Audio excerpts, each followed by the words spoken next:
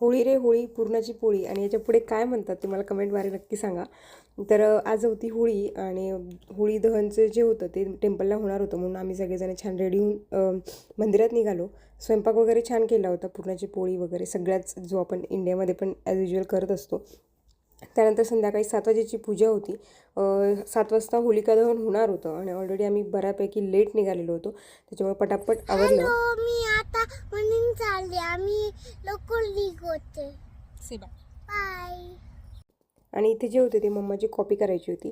त्यानंतर आम्ही पटापट निघालो, कारण संध्याकाळी आम्ही निघालो तेव्हा 7ला 10 मिनटं बाकी होते फक्त जाऊस तर होळी दहन झालं पण होतं. त्याच्यामुळे तर गाडी पण लांब लावली, कारण गाडी लावायला पार्किंग तिथे अवेलेबल नव्हती. तिथून पायी जाऊपर्यंत अजूनच उशीर झाला. होलिका दहन झालेलं होतं, खूप मोठी होळी बनवलेली आणि लोक पण खूप होते, त्याच्यामुळे आम्ही आरामात पूजा करायची म्हणून बऱ्यापैकी लोकांना पूजा करू दिली आणि नंतर निवांत पूजा केली.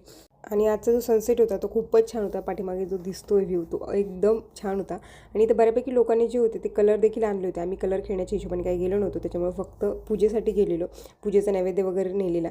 मुलांनी छान पूजा वगैरे केली, मज्जा केली. आणणारा तर आता विचारते की तोंडाला कलर कधी लावायचा. सो ते 2 दिवसात आम्ही लवकरच जाणार आहोत.